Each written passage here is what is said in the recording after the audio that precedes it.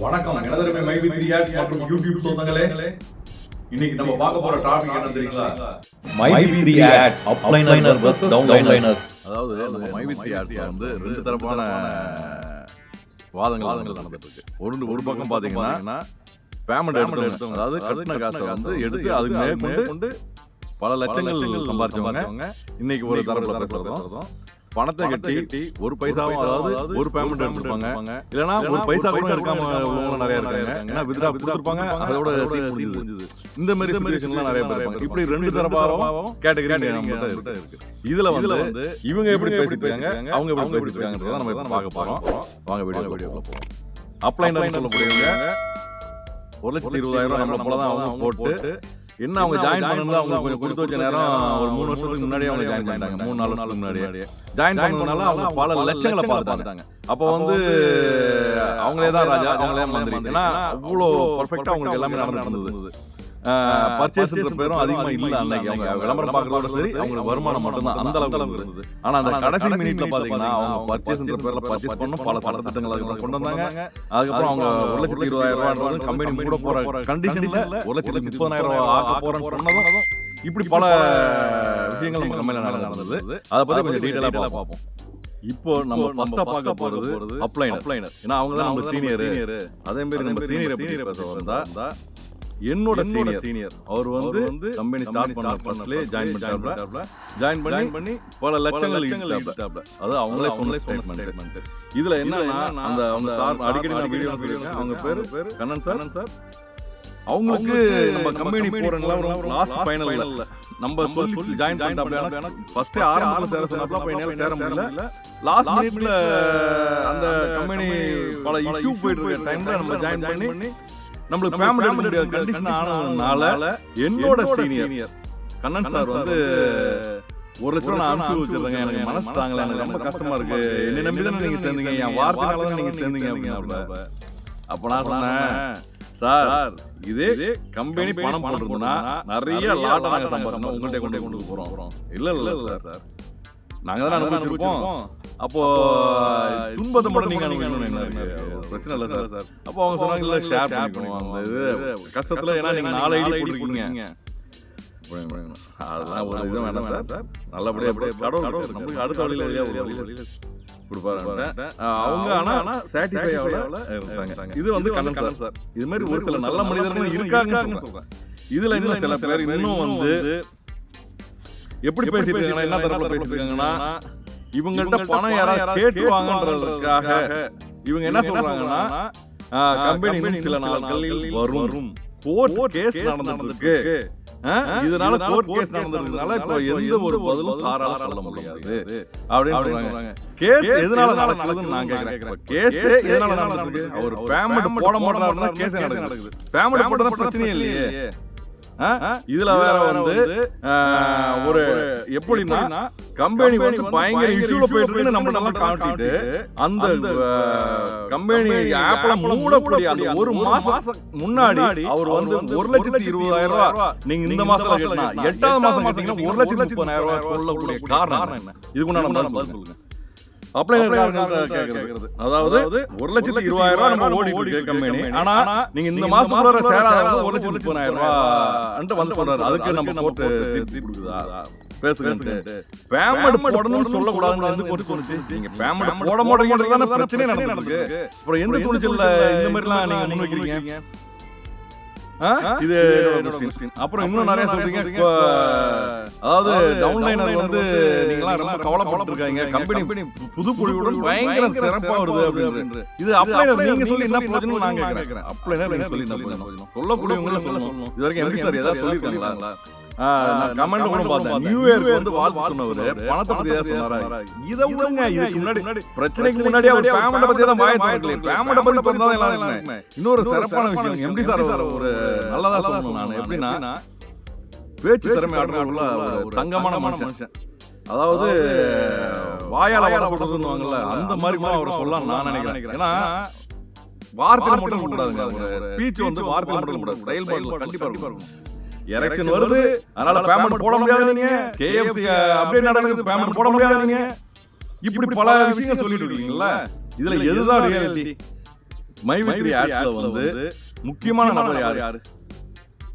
நீங்க ஒரு ஆளா? இன்னொரு உண்டு.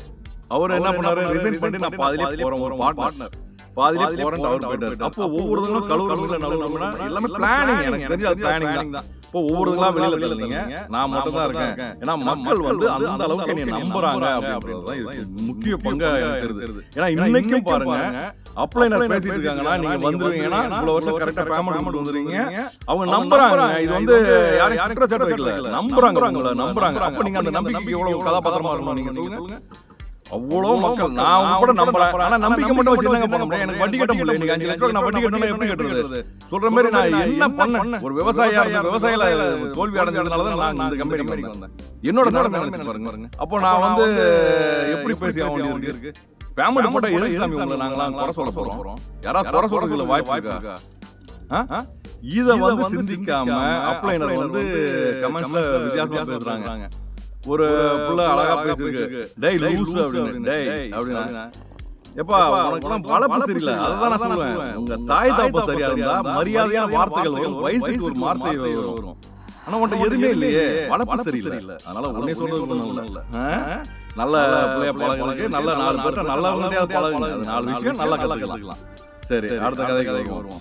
அப்ளைனரோட வாதம் இப்படிதான் இருக்கும். ஏன்னா அவங்க கம்பெனி வரும்னு சொல்றது, அவங்களுக்கு வந்தா இன்னும் சம்பாதிக்கும், வரலன்னா போட்ட முதலோட அதிகமா எடுத்தாச்சு எப்படினாலும் சாட்டிஸ்ஃபை. அதனால எந்த வகையிலும் பாதிக்கப்படாதவர் அப்ளைனர். சரிங்களா? இதுதான் உண்மை. நீ வந்தாலும் சரி, நீ வராலும் சரி. ஆனா நாங்க வருவோம் எதுக்கு சொல்றோம்னா, எங்கள்கிட்ட கீழே டவுன்லைனர் வந்து பைசா கேட்கக்கூடாது, எங்களுக்கு டார்ச்சர் பண்ணக்கூடாது. இந்த ஒரு இதுதான். எங்க கண்ணன் சார் மாதிரி எல்லாரும் இருக்க முடியாது.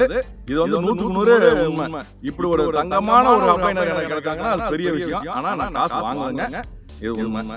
சரி, ரைட். அடுத்தது ரெண்டாவது ஸ்டெப்பான டவுன்லைனரை பத்தி பார்ப்போம். சரிங்களா? டவுன்லைனர்ல வந்து நானும் ஒரு டவுன்லைனர் தாங்க. அதனால சொல்றேன். ஏன்னா 4 ஐடி போட்டிருக்கேன், 4,80,000 ரூபாய், அதுல 30,000 நிறைய வீடியோ நான் சொல்லியிருக்கேன். நான் ஒரு பேமெண்ட் தான் என்னால எடுக்க முடிஞ்சது. அதுக்குள்ள பல போராட்டங்கள், பல இன்னல்களை சமாளிச்சு ஒரு ஐடி போட்டாங்க. கடைசி மினிட் அவ்வளவு தடுங்கள் போட்டோம். கடவுள் தடுத்தாலும் நம்ம துளி நிக்குமா? அவ்வளவு தடுங்கள் மாதிரி நம்ம வீடியோ, அதாவது யூடியூப்ல சொல்லிட்டோம். சொன்னதுனால நம்ம பணம் கட்டியே ஆகணும். கட்டினதுங்க அது பெரிய முட்டாள்தனம். என்ன வாக்குறுதி கொடுத்து நம்ம என்னங்க மினிஸ்டரா? கொடுத்த வாக்குறுதி அந்த 1,20,000 எனக்கு தப்பிச்சிருக்கும். பேங்க் டைம் மூடி போச்சு. அப்படி அந்த வீடியோ நான் அடுத்து போடுறேன். அது பயங்கர மண்டேடியான சம்பவங்க. பேங்க்ல பணம் கட்டும் போது அங்க மேனேஜர் சொல்றாங்க, நல்ல கம்பெனியா பாத்துங்க, பிரச்சனை பயங்கரமா போயிட்டு இருக்கு, இந்த டைம்ல பணம் கட்டுறீங்களா? இல்ல சார், தங்கமான மனுஷன் சார் வந்து அவ்வளவு உருக்கமா சொல்லிருக்காங்க. நான் ஓடியா போயிருவேன், என் புள்ள பொண்டாட்டி எல்லாம் கூப்பிட்டு ஓடியா போயிட போறேன், நான் கோயம்புத்தூருங்க, ப்ராப்பர் கோயம்புத்தூருங்க, நான் இதை விட்டு எனக்கு எங்க வேலை இருக்கு அப்படின்றது ரொம்ப ஒரு தரமா பேசினாரு சார். பேமெண்ட்டுக்கு நான் கேரண்டின்னு சொன்னவர் அந்த டைம்ல. ஆனா ஒரு 8-10 மாசமா பேமெண்ட் பத்தி வாய் தொடரல. அதெல்லாம் கொஞ்சம் வருத்தம் இருந்தாலும் நல்ல மனுஷன்ப்பா, எங்க எப்படி நல்ல மனுஷன் ஒரு மனசுல இருக்கு. ஏன்னா அவர் அந்த அளவுக்கு தரமா அழகா பேசுவாங்க, எனக்கு ரொம்ப பிடிக்கும். ஏன்னா நான் நேர்ல போய் பார்த்துருக்கேன். அவரு என்னைய கூட நிறைய விசாரிச்சாங்க, நான் அவ்வளவு சந்தோஷப்பட்டவன் நான். பாவம் என்ன சுச்சுவேஷனோ என்னவோ தெரியல, இன்னைக்கு இந்த பாடுபட வேண்டியதா இருக்கு. இதையும் பல பேர் பல தரப்புல சொல்றாங்க. அது எப்படி சொல்றாங்கன்னா, மதுரையை சுத்தி நிறைய லேண்ட் வாங்கிட்டாங்க, அந்த லேண்ட வந்து சேல் பண்ணி நமக்கு ஏதாவது செய்யலாம் அப்படின்னாங்க. கடைசியில் அந்த லேண்ட் என்ன ஆச்சுன்றது தெரியல. இப்படி பல சமாச்சாரங்கள் சொல்லிருக்காங்க. ஒருவேளை இப்படியும் இருக்கலாம், நம்மளுக்கு நல்லா செய்யணும்னு நினைச்சு கூட ஏதாவது இன்வெஸ்ட் பண்ணிருக்கலாம், அல்லது ஏதாவது எழுதி கொடுக்கலாம்னு நினைக்கலாம் போல இருக்கு. ஏதோ சம்திங் நடந்துச்சு. சரி, அப்புறம் நம்ம மெயின் மேட்டர் வருவோம். இப்போ டவுன்லைனர் போது இப்போ 1 வருஷத்தை தாண்டி போயிட்டு இருக்கு. 10வது மாசம் பேமெண்ட் போட்டதோட முடிஞ்சு போச்சு. 8வது மாசம் ரைட், 8ஆம் மாசம் பேமெண்ட் போட்டது இன்னைக்கு. அடுத்த 8ஆம் மாசம் வந்து இப்ப 4ஆம் மாசம் நடந்துட்டு இருக்கு. 8 நாள் 12, அப்போ 12 இது ஒரு 4, 1 வருஷம் 4 மாசம் நடந்துட்டு இருக்கு. இது வரைக்கும் கொடுக்காத பேமெண்ட் எப்படி இனிமேல் கம்பெனி கொடுக்கும்ன்றது தெரியல. சரிங்களா? இப்போ எங்களோட நிலைமை என்ன கண்டிஷன்ல இருக்கு? வட்டி கட்ட முடியல. ஒண்ணு எங்க பேமெண்ட் கொடுத்துருங்க, இல்லாட்டி நீங்க சொன்ன மாதிரி அந்த மூட்டை கூட இருக்கு, நான் அதை எடுத்து வந்து இப்ப காட்டுறேன். அந்த மருந்து இதெல்லாம் இருக்கு, அதை வாங்கிட்டு காசு கொடுங்க. உங்க மருந்து நான் உங்கள்கிட்ட ரிட்டர்ன் பண்றேன். அந்த 4,80,000 ரூபாய் வாங்கின மருந்து என்கிட்ட தான் இருக்கு. அதை நான் வீடியோ எடுத்து இதையும் அட்டாச் பண்றேன். சரிங்களா? உங்க மருந்து நீங்களே வச்சுக்கீங்க, கரெக்ட் குடிச்சாலும் சரி, பண்ணாலும் சரி. அது அப்புறம் இப்ப நாங்க கேட்கறது ஒண்ணும் இல்லை, நாங்க போட்ட பணம் எங்களுக்கு வராது, ரைட்டு. ஆனா நாங்க ஆட் பார்த்த பணம் எங்களுக்கு தரலாம்ல, அதுக்கு சட்டத்துல இடம் இருக்குல்ல. இப்போ எந்த கோர்ட்ல சொல்லியிருக்காங்க இது மாதிரி பணம் கொடுக்க கூடாதுன்ட்டு? எல்லா அப்ளைனர் சொல்றீங்களா? இது வரைக்கும் கம்பெனிக்காரங்க யாராவது சொல்றாங்களா? அப்ளைனர் உங்கள்கிட்ட நாங்க வந்து கேட்டோம் பணம் கொடுங்கன்ட்டு. இனிமேல் எல்லாருமே அப்ளைனர் செஞ்சா தான் பிடிக்கணும் போல இருக்கு. நீங்க இப்ப பண்ற கூத்துலாம் பார்க்கும்போது எதுக்கு வந்து கமெண்ட்ஸ்ல அந்த அளவுக்கு உயர்த்தி பேசுறீங்களா? கம்பெனி பத்தி என்ன தெரியும்னு பேசுறீங்க நீங்க? நீங்க என்ன கம்பெனில ஒரு பொறுப்புல இருக்கீங்களா? உங்களுக்கு கம்பெனிக்கு என்னங்க சம்பந்தம் சொல்லுங்க. பத்திரம் போட்டு எழுதி தரீங்களா? எங்களுக்கு பதில் எத்தனை மாசம் சொல்றீங்க டைம்? இல்ல 1 வருஷம் டைம் சொல்றீங்களா? எங்களுக்கு ஏற்கனவே 1 வருஷம் டைம் கொடுத்து சொல்லி நாங்களே இதை 1 வருஷம் ஆகியாச்சு. இவர் கேஸ் முடிக்கிறாருன்னா எப்படி முடிப்பாரு? பணத்தை எங்களுக்கு செட் பண்ணாதான் நாங்க கேஸ் முடியும். இதுல என்ன ஒரு காயை நவுத்திட்டு போறாங்கன்றது நல்லா புரிஞ்சுக்கிங்க. அதாவது என்ன பண்றாங்கன்னா, ஒரு யூடியூபரை வச்சாங்க, நல்லா கேட்டுங்க, ஒரு யூடியூபரை வச்சு நாளை தள்ளி தள்ளி தள்ளி இப்போ 10 மாசம் கொண்டு வந்தாங்க. அப்போ அந்த யூடியூபருக்கு அவர் கஸ்டடியில் எடுத்து, அதாவது அந்த யூடியூபர் சொன்னா எல்லாரும் கேட்கற அளவுக்கு பல அப்டேட்ஸ் அவருக்கு கொடுத்து, இதுபடி கம்பெனி நடக்குதுன்ற மாதிரி நம்ப வச்சு அவர் சொன்னா கரெக்டா இருக்கணும். 11 மணிக்கு அவர் வீடியோ போட்டாலும் அவர் வீடியோ பாக்குறதுக்கு நம்ம ஆட்கள் ஃபுல்லா காத்திருந்தாங்க. காரணம் அவர் நம்பிக்கை ஆளா கொண்டாரு. என்ன மாதிரிலாம் ரஃபா பேச தெரியாது அவருக்கு. அவர் வந்து ஒரு பச்சை பிள்ளை மாதிரி அழகா பேசுவார், சின்ன பிள்ளை மாதிரி அழகா பேசி அப்படியே சாந்த பண்ணி, ஏன்னா அந்த கேரக்டர் எல்லாருக்கும் வராது. அந்த அளவுக்கு சாந்தப்படுத்தி மக்களை வந்து அந்த அளவுக்கு தெளிவா நம்ப வச்சு கொண்டு போய் காலத்தை தவறத்தி விட்டாரு. காலத்தை தள்ளி விட்டதுக்கு அப்புறம் இப்போ அவர் ஒதுக்கிட்டாரு. ஏன்னா அவர் சீன் முடிஞ்சது. ஆர்னி பணம் கஞ்சில ஒரு மேட்டர் வந்து ஆரம்பிட்டா எல்லாமே முடிஞ்சிடும். அது தரமா ஒவ்வொரு பிளானிங்ல அழகா சிறப்பா செஞ்சாங்க. நம்ம அந்த வேகத்துல இருக்கும்போது ஏதாவது சொல்லும்போது அந்த ஸ்பீடுல என்ன முடிவுனாலும் எல்லாரும் எடுத்துருவோம். அதை வந்து தட்டி தட்டி தட்டி கொஞ்சம் நாளை கடத்திட்டு வைங்களேன், எதுவுமே இல்லாத மாதிரி ஆயிரும். இப்ப பாருங்க, கம்பெனி ஒண்ணு இருக்குதான்றது யாருக்கும் தெரியாது. அந்த கம்பெனி இருந்துதான்றத எவிடன்ஸ் கிடையாது. எல்லாமே கேட்கப்பட்டது. ப்ராப்பரா அழகா தரமா செயல் செய்யறாங்க. இது தெரியாம சத்தியமா நானும் பயிலாவே வாழ்ந்துருவேன். ஒரு 20,000 போடுறோம், சரி ஏதோ ஒரு வருமானம் வரும். சரி என்னாலும் பரவாயில்ல, நானாவது பரவாயில்ல. இப்போ பாத்தீங்கன்னா முன்னாடி ஒரு கொடுத்துருவாரு. ஆனா 66 ரூபா ஸ்கீம், 66,000 போட்டீங்கன்னா ஒரு நாளைக்கு 400 இல்ல சம்திங் 45 நாள்ல போட்ட முதல்ல எடுத்துக்கலாம். போதும், போட்ட வரைக்கும் எல்லாரும் வாழ வச்ச வரைக்கும் போதும், நம்ம வாழ வேண்டாம், வேலையை பார்ப்போம். பார்த்தீங்கன்னா இது மாதிரி ஏகப்பட்ட கம்பெனி இருக்கு. அவருக்கு வந்து அமெரிக்க கம்பெனி, அதை டீட்டெயில் கூட எனக்கு கேட்க மனசில்லை. நான் உள்ள ஏமாந்தே போதும். அத்தாடி உண்மையான மீறி கொடுத்தாருன்னா கடவுள் தான். கடவுள் அந்த வராகி என்னதான் புரியல. ஒருத்தங்க சீன் வந்து எவ்வளவு தூரம் அவ்வளவு தூரம். அப்போ அவருக்கு உண்டான அதுக்கப்புறம் சில யூடியூபர்ஸ் இருக்காங்க, அவங்க வியூவர்ஸ்க்காக சில பல காரணங்களுக்காக கம்பெனி வந்துரும். அது மாத்திரம் இல்லாத ஒரு துன்பத்தை இருக்கின்ற மாதிரியே உருவாக்கிட்டாங்க ஒரு கட்டமைப்பு. எதுக்கு எனக்கு தெரியல. நீங்க எங்களுக்கு பேமெண்ட் தர முடியுமா? நான் அதான் கேட்கிறேன், எங்களுக்கு பேமெண்ட் எங்க வழி உங்களுக்கு தெரியுமா? 4,50,000 போடுறேன். ஒரு கமெண்ட்ல எனக்கு 8 லட்ச ரூபா ஐடி போடுறாரு, 8 லட்ச ரூபா போட்டுருங்க, பணம் வரலாம். நான் பேசுறது புரியாம அவரு கமெண்ட் என்ன சொல்லிருக்காருன்னா, அவர் காசு வாங்கிட்டு போல இருக்கு கம்பெனி ஃபேவரா, அதனாலதான் இந்த மாதிரி காசு பீத்தின்றவன்ட்ட போய் அதை சொல்லுங்க. கர்மம் அர்த்தம். சரிங்களா? கமெண்ட்ல நல்லா கேட்டுங்க. காசு வாங்கிட்டாரு. ஏங்க யாருமே இருக்கட்டும், உண்மையா சொன்னா காசு. அன்னைக்கு நாள வயலாம் வருது கமெண்ட்ல போட்டு. உங்க வாய் காவாயா இருக்கும் போல இருக்கு. உங்களெல்லாம் என்ன வார்த்தை சொல்லுதுன்னு எனக்கு தெரியலங்க. எந்த லாங்குவேஜ் தான் உங்களுக்கு மண்டையில வரல. ஏங்க யாருக்காக பேசுறோம்? நான் யாருக்காக பேசிட்டு இருக்கேன்? ஏன் அவங்க பிளான் படி எல்லாமே பிளான் பண்ணி செஞ்சிருந்தா என்னங்க நமக்கு தெரிய போகுது? நம்மள அப்பாவிங்க போல அதை தெரிஞ்சுங்க. நம்ம விவரம் தெரியாம தான் நம்ம இந்த கம்பெனில நிறுவனம் மேல போய் சேர்ந்து நம்ம மாடி முடிக்கணும். அதை முதல்ல தெரிஞ்சுங்க. நம்ம அதாவது நம்மளோட ஏழாமையை பயன்படுத்தி அவங்க வாழ்ந்துட்டு இருக்காங்க. இது புரியாம நீங்க என்னமோ நல்ல விதமா வீடியோ போடுறவங்களா உங்களை குறை சொல்றீங்க. ஏன் எனக்கு மொழி பேச தெரியாதா? ஐயோ நம்ம கம்பெனி உங்களை பத்தி ஆல்ரெடி தெரியாதா? எனக்கு போட்டா இன்னைக்கு நான் யூடியூப்ல சம்பாதிச்சுருவேங்க. நான் போட்ட காசு மேல சம்பாதிச்சுருவேன் யூடியூப்ல. எப்படி உங்களுக்கு அந்த மாதிரி ஜாலரா போட்டு சிங்கி அடிச்சு நான் வீடியோ போட்டாலே எனக்கு வியூஸ் இன்னும் கூட தான் இருக்கு. நீங்க இழுச்சவாய் பள்ளியில இல்ல மில்லியன் கணக்குல வாங்கிட்டு அப்புறம் எப்படி இருக்கும்? ஏன் முடியாது? இல்ல பேசுங்க, நான் அடுத்த வீடியோ போட்டு பம்பாத்து பண்ணுங்களா? அது ஒரு வாழ்க்கை போல, செத்த வாழ்க்கை. அடுத்தவனை ஏமாத்தி பொழப்பு எடுத்த வாழ்க்கை, அதெல்லாம் ஏன் வாழ்க்கை இல்லைங்க. நேர்மை செத்த விட பரவாயில்ல, அது நேர்மையான வாழ்க்கை. நாங்க வளர்ந்த ஜீன் அப்படி. மழுமி இந்த குனிஞ்சி குங்கி போற ஜீன்ல நான் வரவே இல்லை. இன்னும் என்கிட்ட அதுக்கு உண்டான திராணியா இருக்குது. உங்களை மேலாம் பம்பிக்கிட்டு கொடுத்த பணத்தை கேட்கறதுக்கு யாரா வந்தீங்களா? அதையும் விசாரிச்சேன். நம்ம எனக்கு டவுன்லைன்ல உள்ள ஒரு அண்ணா சொன்னார், சார் வந்து EOW போங்க. அதுல வந்து நம்ம பணம் கட்டின ரசீதை கொண்டு போய் கொடுத்துட்டு என்னன்னு கேட்போம் அப்படின்னா எனக்கு வந்து ஒரே ஒரு ஐடியில் உள்ள அந்த இதெல்லாம் இருக்கு. மற்றபடி ஸ்கிரீன்ஷாட் நான் பார்த்த ஆடோட எல்லாமே அந்த டீடைல் இருக்கு. 10,000 வீடியோ நான் அப்பப்போ என்னோட ஸ்கிரீன்ஷாட் வீடியோவா எடுத்து நான் போட்டுட்டு இருக்கேன். அதனால அதை வச்சு ஏதாவது பண்ண முடியுமா இன்னும் விசாரிக்கணும். அதுவும் சொன்னாரு, இதுல ஒரு நல்லா தெரிஞ்சுங்க, இப்போ ஏதோ ஒரு ஃபண்ட் வந்து இப்போ கவர்மெண்ட் முடக்கி வச்சிருக்கான் இவங்க கம்பெனி ஓடக்கூடிய கம்பெனியோட ஃபண்ட். அந்த ஃபண்டை நீங்க இப்போ பேசுறீங்கன்னா 1 வீக்ல கொடுக்குற மாதிரி சொல்லிட்டு இருக்காங்க.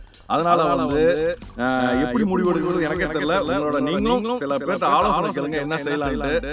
கம்பெனி வரும் உங்களுக்கு பேமெண்ட் பண்ணா கம்பெனி நிர்வாகம் சம்பந்தப்பட்டவர்கள் யாராவது பேசினா மட்டும்தான் நம்ம ஏற்றுக்கொள்ள முடியும். யூடியூபர் எல்லாம் நம்பவே நம்பாதீங்க. இவ்வளவு நாள் காலத்தை தள்ளி கொண்டு போனது யூடியூபர் தான். உண்மையா சொல்றேன், எல்லாரும் மனசையும் தளர வச்சது யூடியூபர் தான்.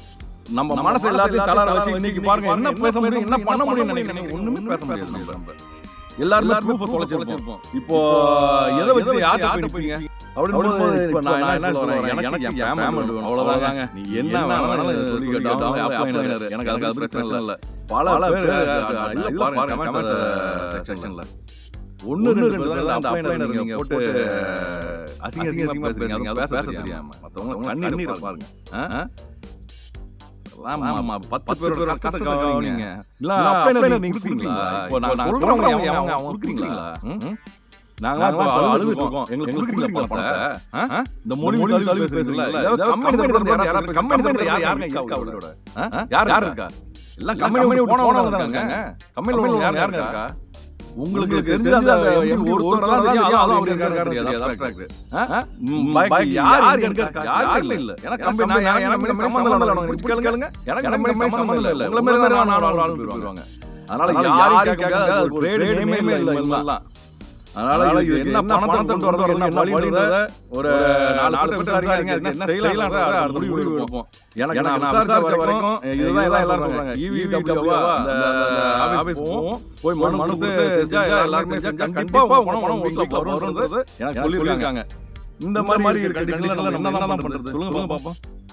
எனக்கு சரியா தெரியல. ஏதாவது விவரம் விசாரிச்சீங்கன்னா இது உண்மை அப்படின்னு சொன்னீங்கன்னா கண்டிப்பா நானும் நிற்பேன். ஏன்னா எனக்கு ஏன் பணம் 5 லட்சம் ரூபாய் 5 லட்சம் சும்மா 4,50,000 ரூபாய் அந்த 4,50,000 ஆடும் பார்த்துருக்கேன். அதுக்கு உண்டான ஸ்டேட்மெண்ட் எல்லாமே அது பிரச்சனை கிடையாது. அதுக்கு எல்லாமே தெளிவா ஸ்கிரீன்ஷாட் எடுத்துருக்கேன்.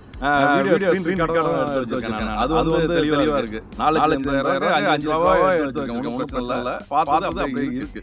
ஏதாவது ஒரு கேப் தர ஆட் பார்க்கறதுக்கு முடக்காம. ஏன்னா நீங்க பர்ச்சேஸ்ல உள்ளவங்க பர்ச்சேஸ் பண்றதா மத்த ஆட் பார்த்தா ஆமா 1,20,000 கூட வாங்கி வச்சு பண்ற கணக்குல அது வாங்க முடியாது. நாங்க பார்த்த ஆட் பண்றதுங்க அத சொல்லி நான் இதுல என்னோட ஸ்பீச் வந்து எந்த லெவல்ல எடுக்கறாங்கறத நான் யாருக்காக பேசுறது தெரியாம அவங்களே கை கழுவுறாங்க. அதனால ரொம்ப சந்தோஷமா இருக்கு. ரொம்ப ஹாப்பி. டவுன்லைன் நிறுத்தலாம், ஆஃப்லைன் நிறுத்தலாம். எதுனே எனக்கு தெரியல. ஏவனா நீ போங்க. மொத்தத்துல எல்லாம் அந்த வராகி அம்மா தான் வெளிச்சம். வராகி அம்மா பாத்துக்கமா எங்க நிலைமைய. சத்தியமா நொந்து இருக்கும். நம்ம இப்போ இந்த வீடியோவோட கடைசி பகுதிக்கு வந்தோம். மைவி3 சொந்தங்கள்ட்ட நான் கேள்வி கேட்கிறேன். அதாவது கிட்டத்தட்ட 1.5 வருஷமா பேமெண்ட் போடாத நம்ம கம்பெனி மைவி3 கம்பெனியில இவ்வளவு நாள் பொறுமையா இருக்கும். ரைட், உங்களை இவ்வளவு நாள் கடத்தி கொண்டு வந்தது யாரு? கம்பெனிக்காரங்க ஏதாவது சொன்னாங்களா? இவ்வளவு மாசம் இல்ல வருஷம் நீங்க காத்துருங்க இது வரைக்கும் யாராவது சொன்னாங்களா? உங்களை தளர வச்சது யாரு? மனசு தளர வச்சாச்சு, இனிமேல் தள்ளி வந்தாச்சு. அப்போ இந்த யூடியூபர்ஸ் தான் உங்களை வந்து கூல் பண்ணி அவங்க தேவைக்காக கூல் பண்ணி கொண்டு வந்து கடைசி கொண்டு வந்தாச்சு. இப்போ இந்த கம்பெனியை வந்து யாருமே பெருசாக நினைக்காத அளவுக்கு எல்லாமே அவங்க பிரிஞ்சு அவங்க வேலையை பண்ணுறாங்க. இங்க கேட்குற கமெண்ட் கேட்குற கேள்வி, அண்ணா நீங்க இவ்வளவு நாள் சொன்னீங்களே, நீங்க சொன்னபடி ஏதாவது நடந்திருக்கா? இவ்வளவு நாள்ல வந்துடும். நீங்க 1 மாசம் சொன்னீங்க, 2 மாசம் சொன்னீங்க, அடுத்த மாசம் சொன்னீங்க, இது மாதிரி பல வாட்டி சொல்லிருக்கீங்களே அப்படின்னு யாராவது கேள்வி கேட்டீங்களா? இப்போ இந்த கோர்ட் கேஸ் இப்போ பெயில் கிடைக்கணும் அப்படின்ற மாதிரி இப்போ உங்களுக்கு புடி வந்துடும் அதை மாதிரி ஓடி இன்னைக்கு நாளைக்கு இதுக்கு என்னன்றத நம்ம கமெண்ட் சொல்லுங்க.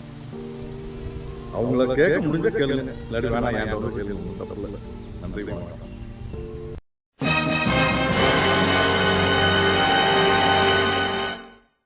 மன்னிக்கவும், நான் எடிட்டிங்லாம் முடிச்சதுக்கப்புறம் இந்த கமெண்ட்டை பார்த்தேன்.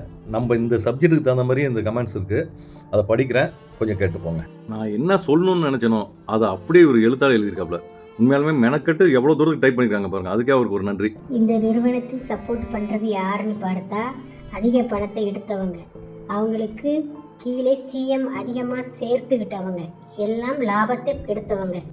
ஐ சப்போர்ட் மை V3ன்னு கமெண்ட் போடுவாங்க.